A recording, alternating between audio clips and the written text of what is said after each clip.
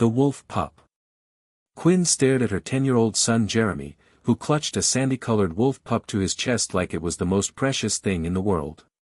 The creature's amber eyes watched her with an intelligence that made her skin prickle. "Please, Mom," Jeremy whispered, his voice cracking with emotion. "She needs me." It had been 3 months since they'd moved to Pine Haven, and this was the first time Quinn had heard genuine enthusiasm in her son's voice. 3 months of watching him struggle at his new school, eating lunch alone, coming home with that defeated slump to his shoulders that broke her heart daily. "Honey, this isn't a dog," Quinn said gently, crouching down to eye level with the animal. "This is a wolf. Wild animals aren't pets." "She was hurt when I found her," Jeremy protested, carefully revealing a small bandage on the wolf's front paw. "I couldn't just leave her there." The pup whimpered softly, pressing closer to Jeremy as if sensing the conversation was about her fate. Those amber eyes fixed on Quinn with what seemed like a deliberate plea. Quinn felt her resolve cracking. Jeremy had been through so much, his father leaving before he was even born, their financial struggles, now adjusting to a new town where he knew no one. The Pine Haven Inn was her dream, inherited from her great-aunt, but it came at the cost of uprooting Jeremy from everything familiar. The phone rang shrilly from downstairs, interrupting her thoughts. "Fine," Quinn sighed, seeing hope bloom in Jeremy's eyes. "She can stay tonight. Just tonight. We'll figure out what to do tomorrow." Jeremy's face lit up with the first genuine smile she'd seen in months. "Really? Really? But if she destroys anything or bites anyone?" "She won't," Jeremy said quickly. "I promise."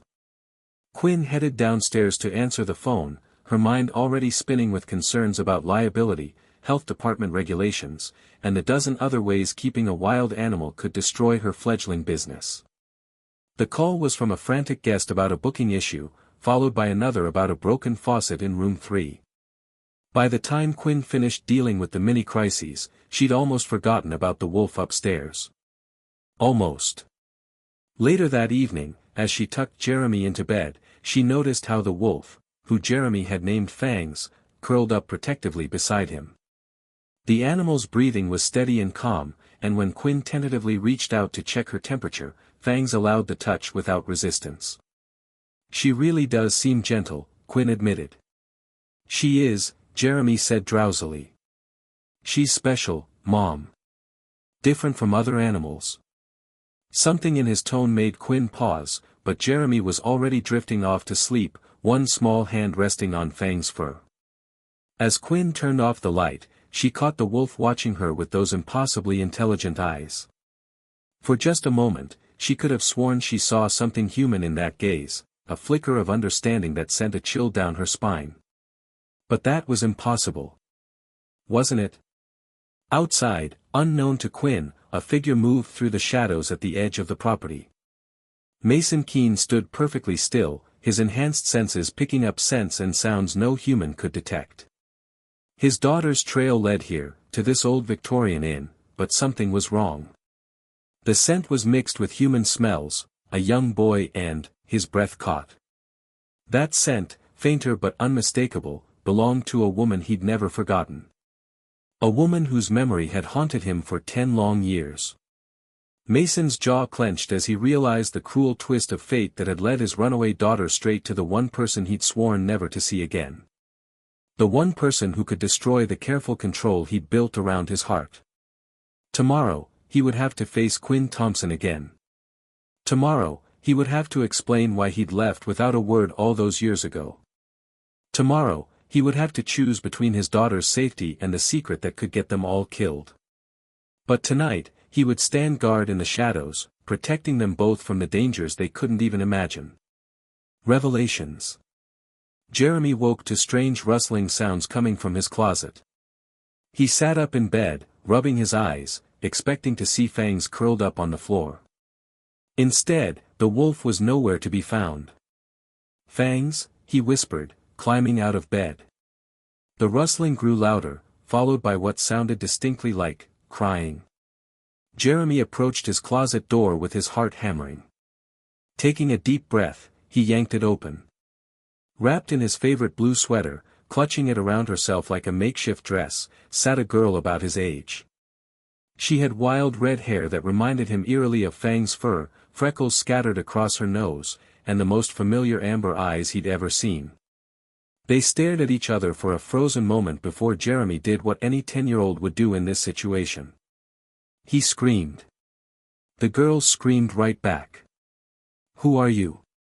Jeremy demanded, looking frantically around his closet. "Where's Fangs?" "I'm Fangs," the girl blurted out, throwing her hands up in defeat. "Well, I mean, I'm her. I'm Eva. I was always a girl, I just shift forms." Jeremy's mouth fell open. "You shift forms?" "I'm a shifter," Eva explained, nervously tugging the sweater tighter around herself. "Part human, part wolf. I can turn into either one." "That's..." Jeremy paused, his brain struggling to process this information. "That's so cool." Eva's face broke into a surprised grin. "Really? You think it's cool? Are you kidding? That's like having a superpower." Jeremy's eyes were wide with excitement. "Can I be a shifter too?" "No, you have to be born one," Eva said matter-of-factly. "And if I bit you, it would kill you, not transform you." Jeremy gulped. "Oh. Well, can you show me how you shift?" Eva's excitement dimmed. "I've been having trouble switching back and forth between forms lately. That's part of why I ran away." "You ran away?" Jeremy asked, sitting cross-legged on the floor across from her.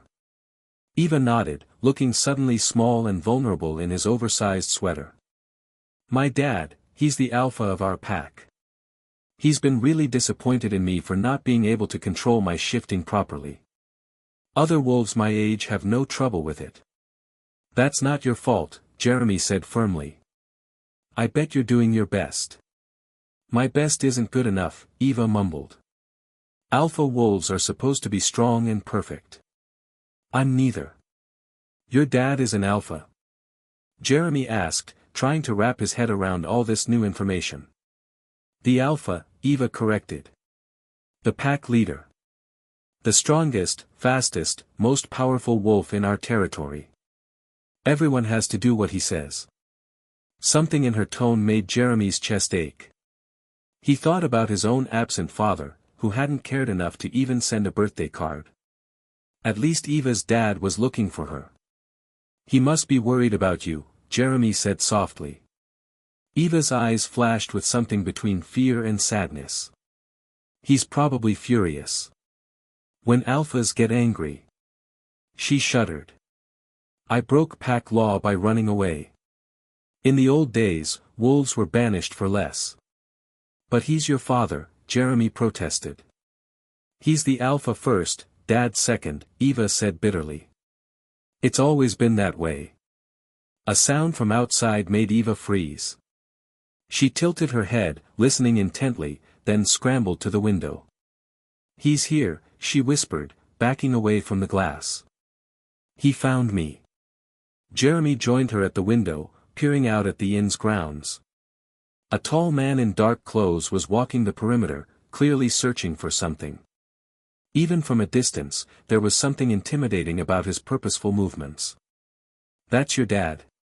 Jeremy asked. Eva nodded, unconsciously shifting into her wolf form. The transformation was seamless, one moment a girl, the next a sandy-colored wolf pup. "We need to be careful," Jeremy said, understanding instinctively that they were in danger. Not physical danger, maybe, but the kind that meant Eva might be taken away from the first real friend he'd made since moving to Pine Haven. "Stay close to me," he whispered, clipping the leash to her collar. "If anyone asks, you're my pet wolf, okay?" Eva, now Fangs again, pressed against his leg, trembling slightly. Through the window, they watched the man continue his methodical search, getting closer to the inn with each passing minute. Jeremy's hands shook as he opened his bedroom door. He had no idea what he was going to do, but he knew one thing for certain: he wasn't going to let anyone take Eva away without a fight. Downstairs, Quinn was dealing with the morning breakfast rush when she spotted a tall, elegantly dressed man through the dining room window. He was examining the ground near the back porch with the focused intensity of someone tracking prey. Something about his posture, the confident way he moved, seemed familiar. When he turned slightly, giving her a profile view, Quinn's coffee cup slipped from her suddenly numb fingers, shattering on the floor. Those hands, that jawline, the way he held his head, she knew them all intimately. Had memorized them during a summer that felt like a lifetime ago. Mason Keene. The man who'd stolen her heart and then vanished from her life without explanation, leaving her to pick up the pieces alone. The love of her life had just walked back into her world, and somehow, Quinn knew nothing would ever be the same again. Dangerous reunion. Quinn's hands trembled as she swept up the broken coffee cup, her mind reeling. 10 years. It had been 10 years since Mason Keene had walked out of her life without a word, leaving her 19, heartbroken, and soon to discover she was pregnant with another man's child, a rebound relationship born from desperation to forget him. She looked up to see him approaching the inn's front desk, where her friend Meg was practically batting her eyelashes at him. "Good morning," Mason said, his deep voice sending unwelcome shivers down Quinn's spine. "I'd like to book a room." "How long will you be staying?" Meg asked, twirling her hair flirtatiously. "Indefinitely," Mason replied, his amber eyes scanning the room until they found Quinn. Their gazes locked across the lobby, and for a moment, Quinn felt 19 again, breathless, hopeful, desperately in love. Then reality crashed back, and with it, 10 years of hurt and anger. She approached the front desk, her professional mask firmly in place. "I'm afraid we're fully booked." "No, we're not," Meg said, confusion crossing her face. Mason never took his eyes off Quinn. "Hello, Quinn." "Sir, are you single?" Quinn asked bluntly, ignoring the way her name sounded on his lips. "My friend here has a tendency to flirt with unavailable men." Mason blinked, clearly startled. "I beg your pardon. Married? Engaged?" "It would save us all some time," Quinn pressed. "I'm widowed," Mason said quietly. The words hit Quinn like a physical blow. His wife was dead. The woman he'd chosen over her, the reason he'd left, she was gone. "I'm sorry for your loss," Quinn managed, then turned to walk away. Mason moved with inhuman speed, his fingers grasping her arm gently but firmly. "Wait. Quinn, please. Let go of me," she said, hating the way her pulse raced at his touch. He released her immediately. "I apologize." "For what?" Quinn challenged. "For showing up here like nothing happened." For all of it," Mason interrupted, his voice heavy with regret. Before Quinn could respond, a commotion outside caught their attention. Through the window, they could see Jeremy running toward the woods, the wolf close behind him. "That's an unusual dog your son has there," Mason said carefully. Quinn followed his gaze, noting the tension in his shoulders, the way his hands clenched at his sides. "She's not a dog. She's a wolf, and she's very well behaved." "I'm sure she is," Mason murmured, but his eyes had gone hard, predatory. "You're not going to call animal control, are you?" Quinn asked, suddenly protective. "No," Mason said quickly. "I actually thought she might belong to my daughter." "Your daughter?" Quinn's anger flickered, replaced by sympathy. First a dead wife, now a lost child. "She ran away," Mason admitted, pain evident in his voice. "She's been missing for days." Quinn's heart ached for him despite everything. "I'm so sorry. That must be terrifying." "I believe I've failed her as a father," Mason said quietly. "We all make mistakes," Quinn said, her voice softening. "My kid's been having a rough time since we moved here. No friends, quiet all the time. Sometimes I wonder if I made the right choice, uprooting him for this inn." "You did what you thought was best," Mason assured her. Did I? Or did I do what I wanted and tell myself it was for him? Quinn sighed. His father left before he was born, and I wonder if that's why Jeremy is so. His father left. Mason's voice turned sharp, dangerous. Yeah. Classic story, boy knocks up girlfriend, boy runs for the hills. He abandoned his child. Something flickered in Mason's eyes, rage, barely controlled. He abandoned you. He wasn't the first to do so, was he? Quinn snapped, the old wound ripping open. Mason flinched as if she'd slapped him. That was different. Was it? At least Jeremy's father was honest about not wanting responsibility. I never lied about wanting you, Mason said urgently, stepping closer. Surely you know that. Stop, Quinn warned, backing away from the intensity in his eyes.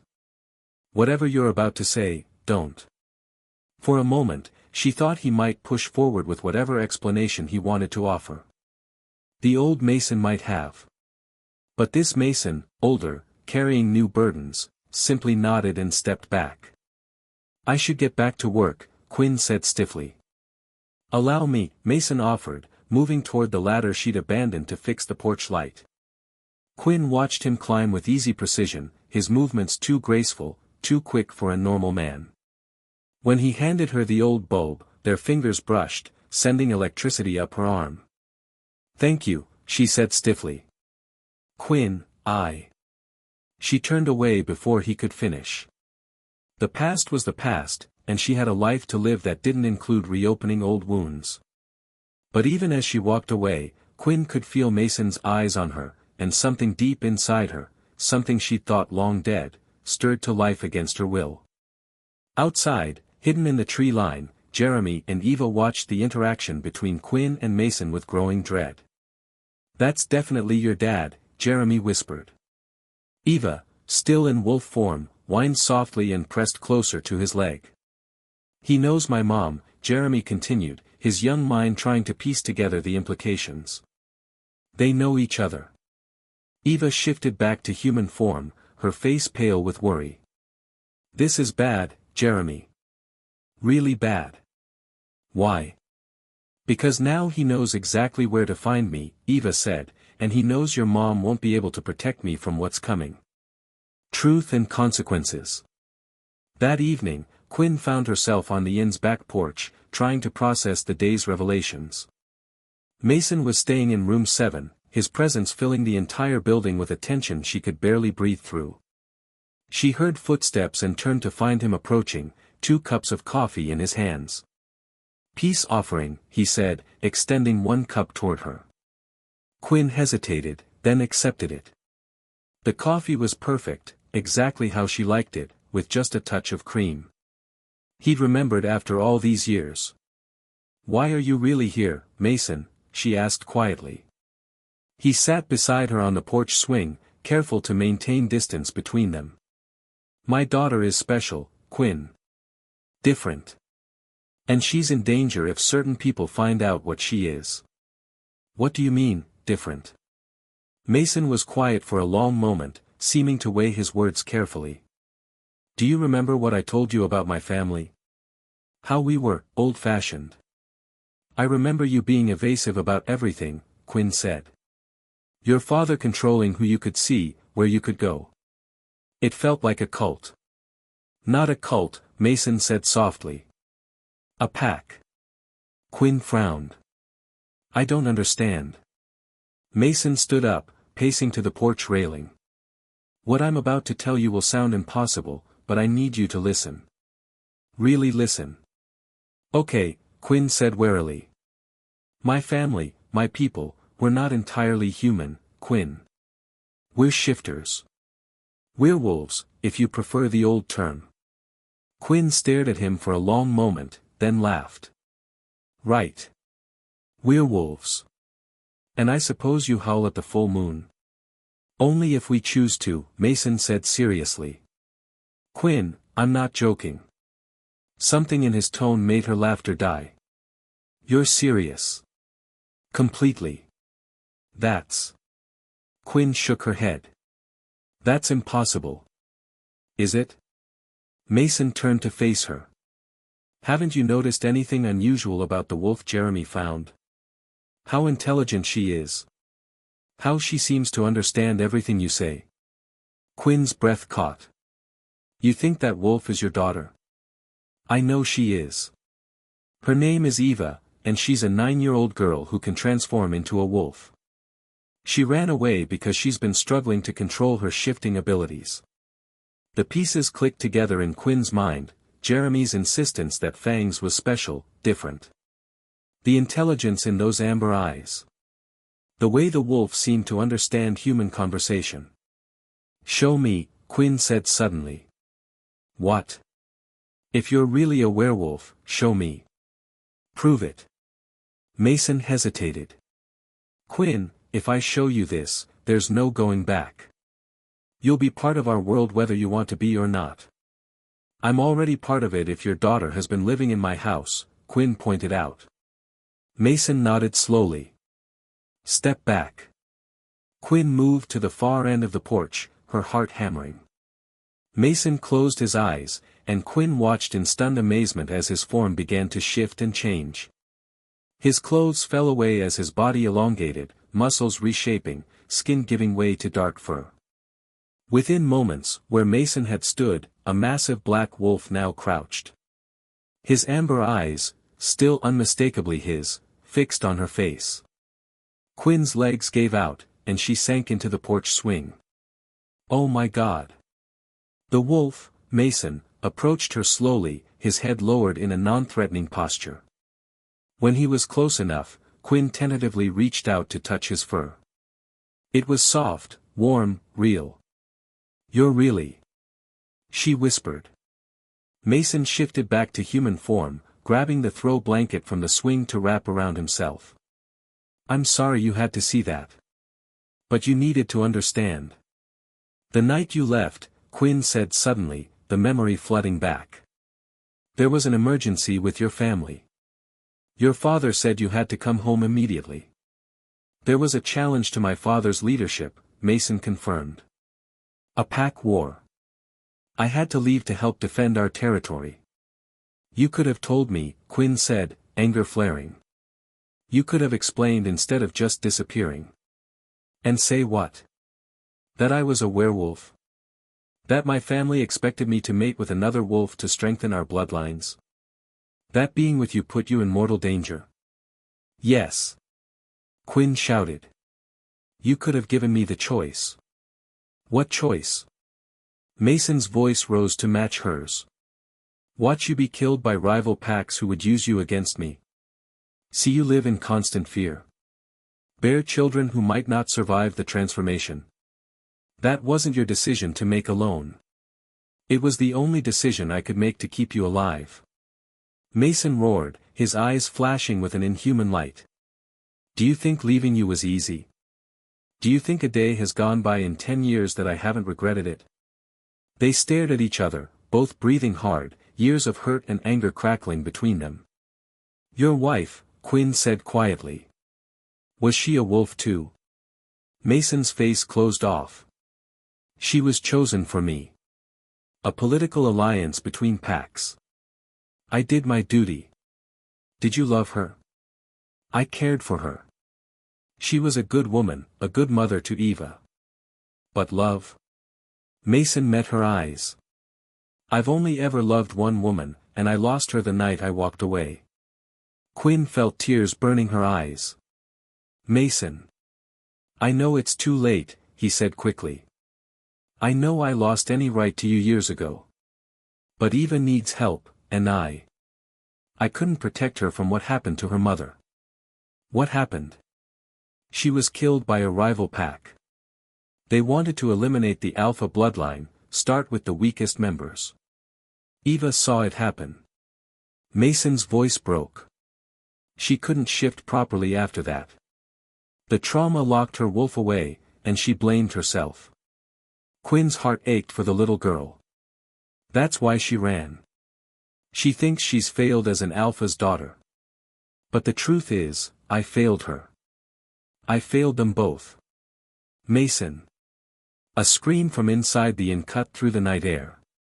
Jeremy's scream. Both Quinn and Mason raced toward the sound, but Mason moved faster than any human could, reaching Jeremy's room first. They found Jeremy backed against his closet door, staring in terror at Eva, who was caught mid-transformation, part human, part wolf, trapped between forms and clearly in agony. "Help her!" Jeremy cried. "Something's wrong." Mason dropped to his knees beside his daughter, his hands glowing with a strange, warm light as he touched her shifting form. "It's okay, little wolf," he murmured. "Daddy's here. Let me help you find your way home." Coming home. Under Mason's gentle touch, Eva's tortured transformation slowly stabilized. The strange light faded from his hands as she settled into her human form, exhausted and trembling.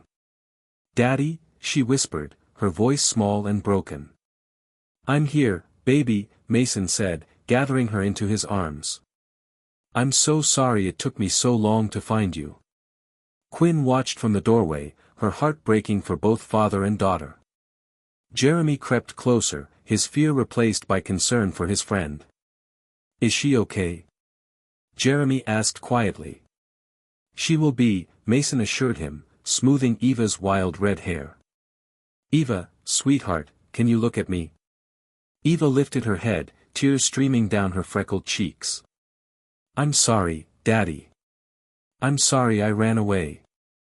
I'm sorry I can't shift properly. I'm sorry Mommy died because I wasn't strong enough to." "Stop," Mason said firmly. "None of that was your fault.